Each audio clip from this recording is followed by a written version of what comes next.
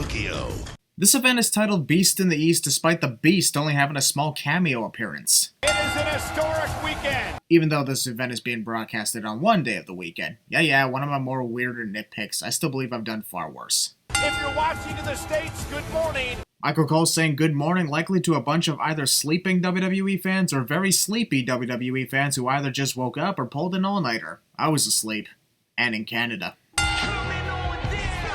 Damn, I fucking want that jacket so badly. Judging by the look on his face, Chris Jericho was likely thinking, wrestling in Japan? I could definitely get used to this again. And foreshadowing. This event is titled Beast in the East, yet the curtain on the ring simply says WWE Live. Wrong advertising, I presume. I'm still the best at what I do. Byron Saxon forgot to say in the world because Chris's catchphrase is that he's the best in the world at what he does, not simply the best at what he does. Can't believe I've never realized this, but what we're trying to show here is that Neville's Titantron is promoting a meteor colliding with the Earth and killing millions of people. So that's what we've been witnessing all this time. Damn, this just got dark all of a sudden. I can't be the only one wondering why all the signs in the crown are written in English rather than Japanese, right? Or are the cameras simply not pointing at the Japanese signs? To the altitude era. Wah, wah. Gonna be, interesting. Wrestler escapes the ring upon being dominated in the early goings of a match cliche. Sure, the wrestlers do that to take a breather, or in a villain's case because they're scared, but come on, do the matches seriously have to drag? Jericho was voted the greatest Intercontinental Champion ever. Just because he won the title 9 times doesn't mean Chris Jericho is the greatest Intercontinental Champion of all time. John Cena's won the WWE title 16 times, and yet there have been far more greater world champions than him. Quantity is nothing compared to quality. Also, Chris Jericho likely won the poll of greatest IC champion in dominating fashion because the fans voting on it had no idea who the hell the other guys were. No one cares what's trending. Everyone over here in North America are probably too tired to be on social media. Back to when he started his career. Byron, you already mentioned Chris competing in Japan and how that kickstarted his career literally 2 minutes ago. You really got nothing interesting to say about this match? Then again, there can't really be much to discuss about this match if all Neville and Chris are doing is walking around in circles. Haha, you failed to land on the apron properly. Apron, tremendous balance. Tremendous balance my ass. Neville would have fallen out of the ring if it hadn't been for the top rope since his left foot missed the apron altogether. Tokyo's largest indoor sports arena. Because the Tokyo Dome totally doesn't exist whatsoever. Tough Enough can be seen every Tuesday night here in the States. Michael Cole is saying that Tough Enough will be shown here in the States despite the fact that we are in Tokyo, Japan. Wrong side of the pond, dumbass. Rosa tweets, only true WWE fans wake up at 5 a.m. to watch a wrestling show? Well, fuck you, asshole. I may not have been awake to watch it live, but that's because sleep is much more important. Plus, there's this thing called DVR or even reruns. Physical style. Despite the cock and pinning strategy, Neville's shoulders were off the mat before the referee could even make a 1 count. And Jericho. Chris is addicted to Neville's, gravity? No, that wouldn't work. Here it comes. Here it comes? Michael, that phrase would only make sense if Chris was about to lock in the walls at Jericho. The moment you said here it comes, Chris had the walls locked in for almost 10 seconds. Off-sync this is awesome, Chance. Oh! Damn, that code breaker was perfectly executed. Here's a sin-off for that cool moment. Starting to do well here. I think the reason Neville doesn't connect the red arrow is because he takes literally all the time in the world just to climb to the top rope. No wonder Chris wins. Despite ending her feud with AJ Lee a long time ago and AJ retiring from the company, Paige continues to mock her with the skipping routine. Her opponent! The ring announcer forgot to announce that Tamina was the other challenger to the Divas Championship and instead introduces her as Paige's sole opponent, completely disregarding the Divas Champion Nikki Bella. Nikki does not have to be defeated to lose her title. If I had to take a shot for every time the commentators mentioned a champion not having to be in the decision to lose his or her championship, you might as well say hashtag RIP Christian Maracle. Tamina is such a... Paige, Tamina, keep it down. We can hear you making conversation during the match. We don't want to hear any potential spoilers to the next move. Cover for the champion! True, Nikki Bella saved her title, but Paige was kicking out either way, so it wouldn't have mattered if Nikki did or didn't prevent the pinfall. Look at it. Oh! Paige thought about giving Tamina a headbutt, but ultimately decided to headbang to non-existent metal music playing in the arena. Ooh. Shut up, Nikki. I heard you say duck coincidentally before Paige ducked. I know that this is how wrestlers communicate during the match, but these two are talking as though no one's actually here. Cover again by Paige. Nikki clearly kicked out at 1, yet the referee decided to continue the count to 2. Man, I hate it when they do that. Physical, Paige and Nikki Bella are here. Well, you wouldn't expect them not to be physical in this match, would you? Would you? They call it the heartland of sumo, Byron. A Divas Championship match is in progress here, but let's talk about this arena instead and ignore the action in the ring. Brilliant plan. What could possibly be wrong with that?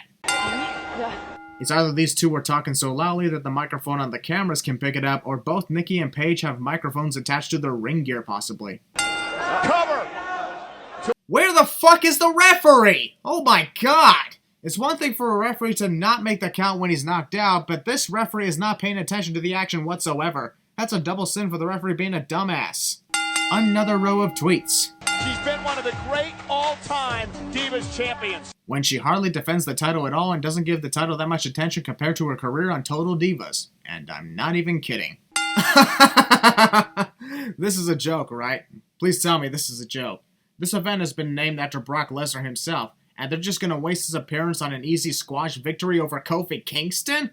They seriously didn't consider a more challenging opponent for Brock? Like, how about all three members of the New Day in a handicap match against Brock? I don't know. I'm not a superstar.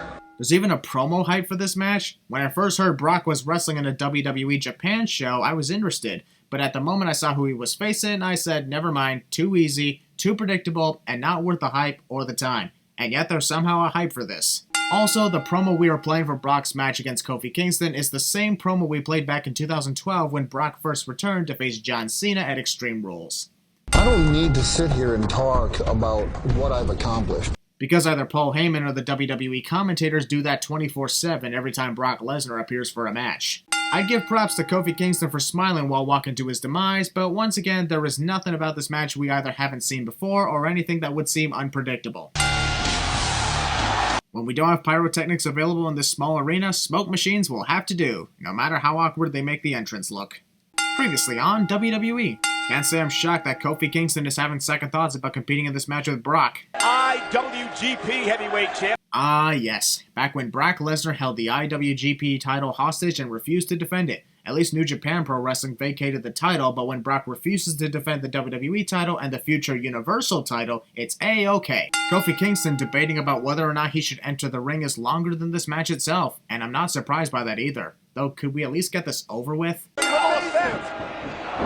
If I actually did watch this live, I would have likely fallen asleep due to the early hours of the morning. But if this was live in the usual time we watch WWE, I would have still fallen asleep due to boredom. Brock Lesnar F5 like that, Brock. Yep, we named this event Beast in the East and promoted the hell out of it, all just for a cameo appearance by the guy who was literally on the poster of the show. The real show stealer that comes after this match will make it seem like Brock was never even a part of this show. A four-time Intercontinental Champion. How is listing Kofi Kingston's accomplishments going to make this victory any more impressive? Those championship accomplishments are irrelevant to this, Michael. Kingston and Kofi. Post-match assault. Yeah, because I think it's about to be a bad day. Oh, fuck you. This may be only on the promo video leading up to this NXT Championship match, but I'll still say it. Finn Balor doing his demon entrance with no body paint looks extremely awkward. In fact, he's even beaten Finn Balor. Speaking in the third person, or is this secretly the demon talking in Finn's body? Is that I have to source a bit deeper. You see, this is the perfect time to bring the demon out of Finn Balor, when there's a logical reason to do it. Take notes, WWE.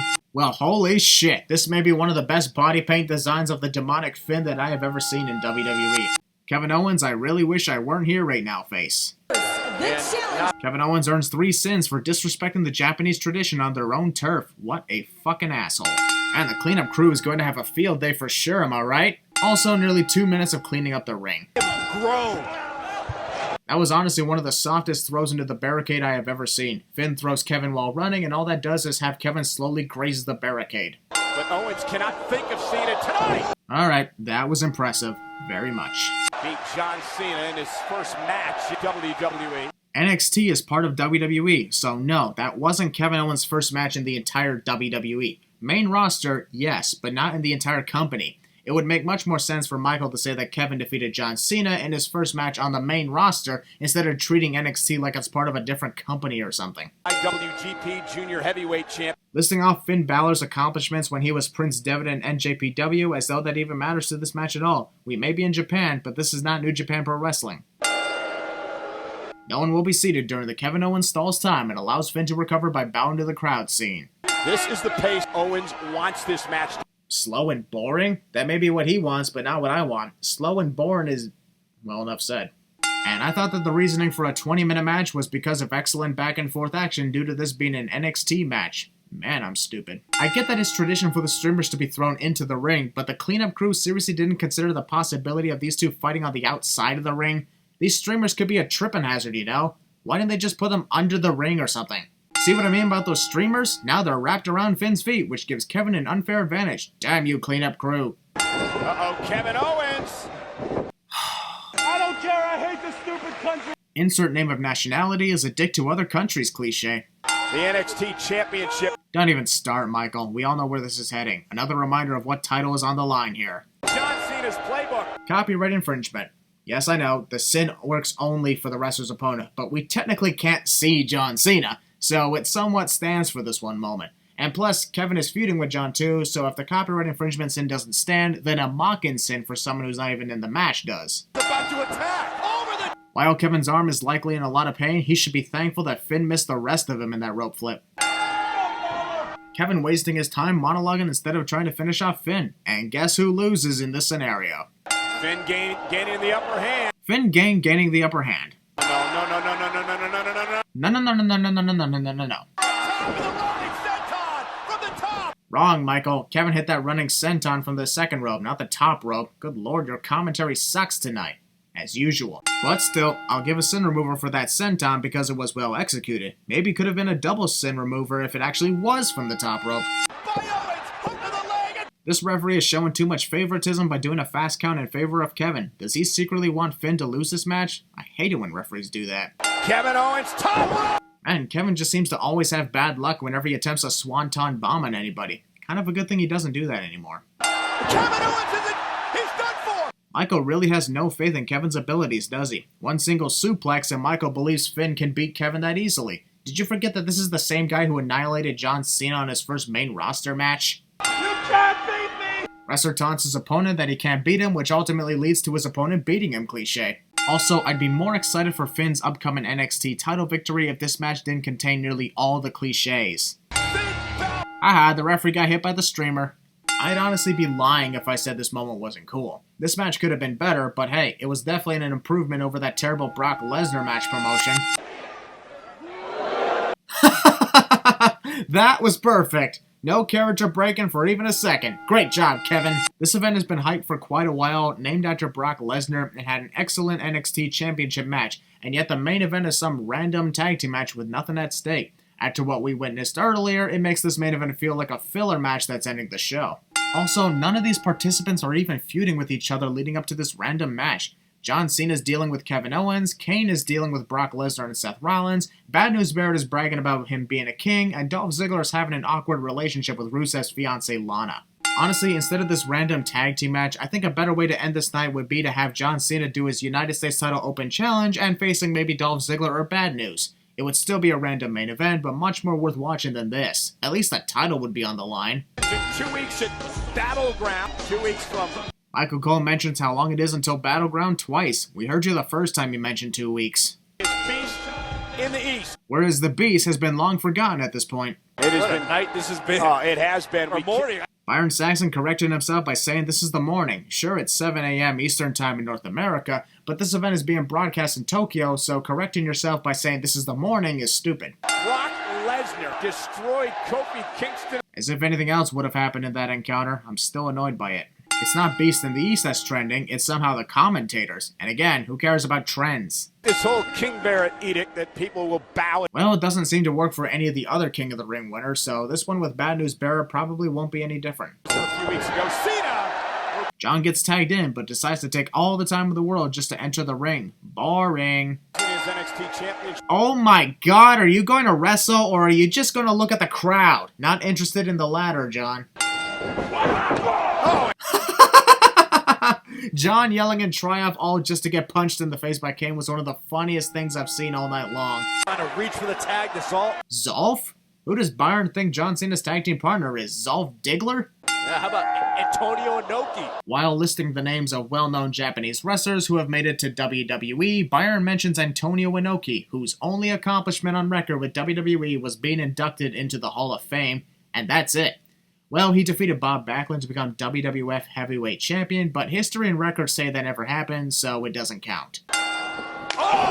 Ow! Damn! That was an amazing and brutal kick right there. So far, this match is okay. Got some decent moments. And Cena the power! Michael Cole's voice cracking. Man has been over the years. And John reacted way too late in countering Kane's chokeslam. You could clearly tell because of the way Kane was moving. Man, that was bad. capable of John Cena. The referee's dumb reaction to John lifting up Kane for the attitude adjustment. It's not like you've never seen him do that to Kane before. This is one of the slowest tag team matches I have ever watched in recent WWE years. If you're broadcasting a show that's in the early hours of the morning in North America, you shouldn't be slowing the pace like this and putting the fans back to... Blasted off the apron, but What a devastating kick to the air. oh, no. Another case of too much usage on the word no. Monday Night Raw, Brock Lesnar Monday. I had to clarify that Raw was on Monday despite the obvious title of Monday Night Raw. I like to make no sense sometimes on commentary. Just roll with it. Look at Cena. Look at Cena in the background. I know, right? Even John Cena is thinking, man, this is taking too long. How much longer am I going to have to be here on the apron? He's even on his knees, likely too tired from standing so long. Oh, come on. That way of making it seem like Kane's big red machines got injured was so cringeworthy. Unless Dolph's knees have some sort of force ability, I am in disbelief that this hurt Kane at all. No matter how big you are. Haha, the broadcast feed cut out. And no, this is not me doing that because you can still clearly see the logos on the screen. Did anyone else hear that small echo of Eden's voice before her actual voice was heard? That was a little trippy. This is going to be a night that we talk about for years. Well, I hardly remember anything about this historic night, so I got a bad feeling about this show being talked about for years to come. No offense.